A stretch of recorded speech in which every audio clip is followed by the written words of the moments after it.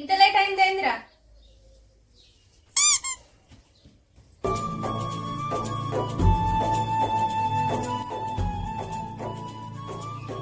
ఎండ బాగా కొడుతుంది, తలకేంత వస్తుంది.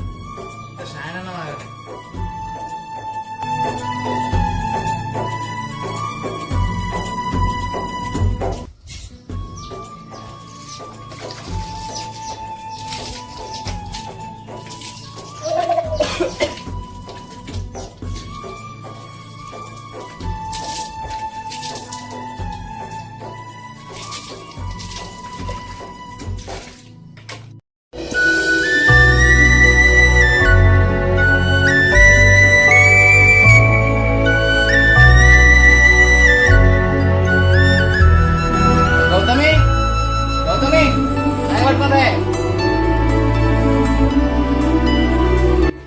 ఇంకా పిలిచిన అత్తలేదు. ఓ గౌతమి, గౌతమి ఉన్నా అదే ఇట్లా వచ్చిందండి వయ్యారి.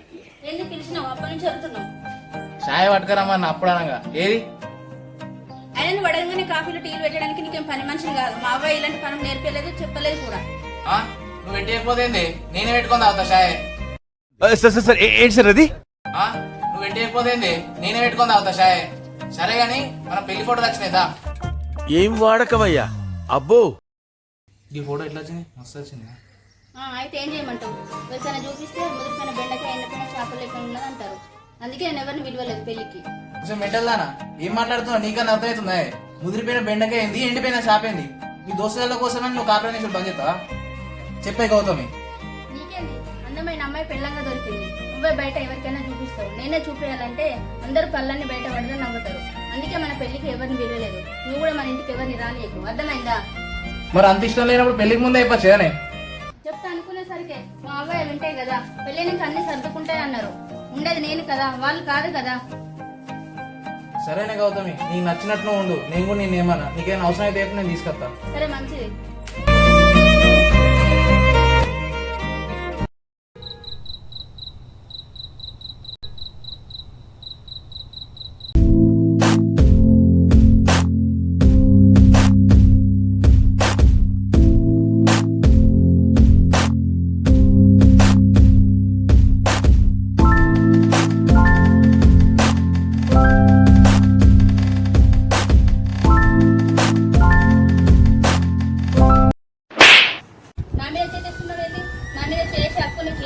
అదేందే గౌతమి, నువ్వు నా పిల్లని కదా?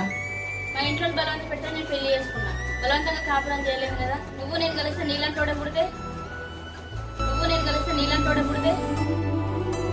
సరేనే గౌతమి, నీకు ఇష్టం లేకుండా నీ మీద ఎన్నడూ చేతయ్యా.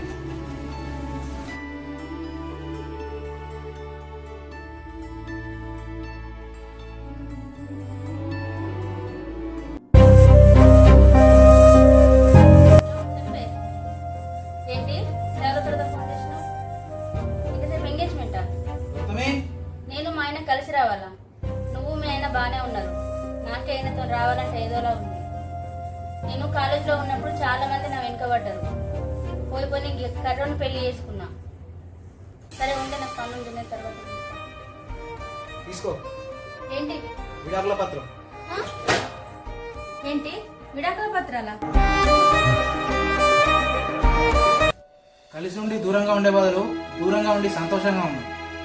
నీకు నన్ను భర్తగా చెప్పుకోవడానికి సిగ్గుపడాల్సిన అవసరం లేదు, నాకు బాధపడాల్సిన అవసరం లేదు. ఇక నీ ఇష్టం.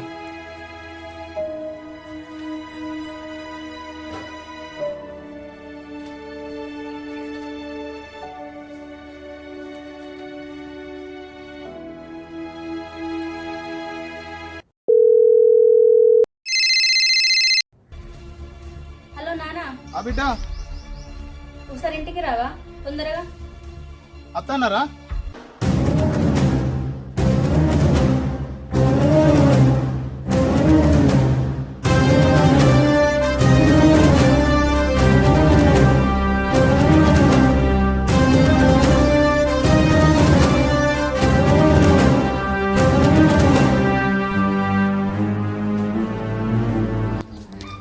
బిడ్డా బిడ్డా ఉన్నావురా?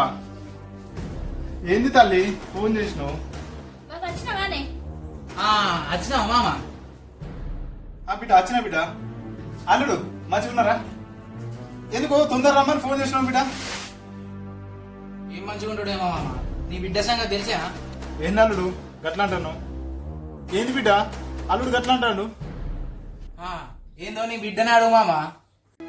ఏంది బిడ్డ అసలు ఏం జరుగుతుంది ఇడ? నాకేం అర్థమైతలేదు తల్లి. అవునా, నీకు ఒకటి చెప్పాలి. నీతో బతకడం నాకు ఇష్టం లేదు, అందుకే విడాకులు తీసుకుందాం అనుకుంటున్నా. నువ్వు ఎవరినైతే భర్తగా చెప్పుకోవడానికి సిగ్గుపడుతున్నావో ఆయనే గనక లేకపోతే ఇవాళ మనం ఈ స్థాయిలో ఉండేవాళ్ళమే కాదు. ఏంది నాన్న అసలు ఏం మాట్లాడుతున్నావు? అవును తల్లి, నీకు పెళ్లి చేసే సమయంలో మనకు చాలా అప్పులు ఉండేవి. కట్నం ఇచ్చేంత పరిస్థితి లేకపోయినా నిన్ను పెళ్లి చేసుకొని మనకున్న అప్పులను తీర్చేశాడు తల్లి. నీకు పెళ్ళైన తర్వాత అమ్మకు పానం మంచలేకపోతే దవాఖాన్లా పైసలన్నీ అల్లుడే కట్టిండు తల్లి. అవునా నాన్న, నిజమా? తెలిస్తే నువ్వెక్కడ బాధపడతావనని కొట్టేయించుకున్నాడు అమ్మ, అందుకే నేను నీకు చెప్పలేదు. అంతేకాదు అల్లుడిని నువ్వు భర్తకు ఒప్పుకోలేకపోయినా కూడా ఆయన నాకెప్పుడు కన్న కొడుకులాగానే ఉన్నాడమ్మా.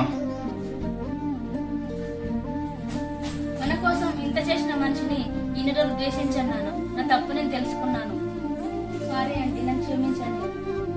అల్లుడు బిడ్డ మారింది కదా, చల్లగా బతుకురు బిడ్డ. జీవితంలో కష్టాలు సుఖాలు వస్తూ పోతూ ఉంటాయి. మనతో 7 అడుగులు వేసిన భార్య మాత్రం జీవితాంతం తోడుంటుంది. అది ఎటువంటి పరిస్థితుల్లోనైనా.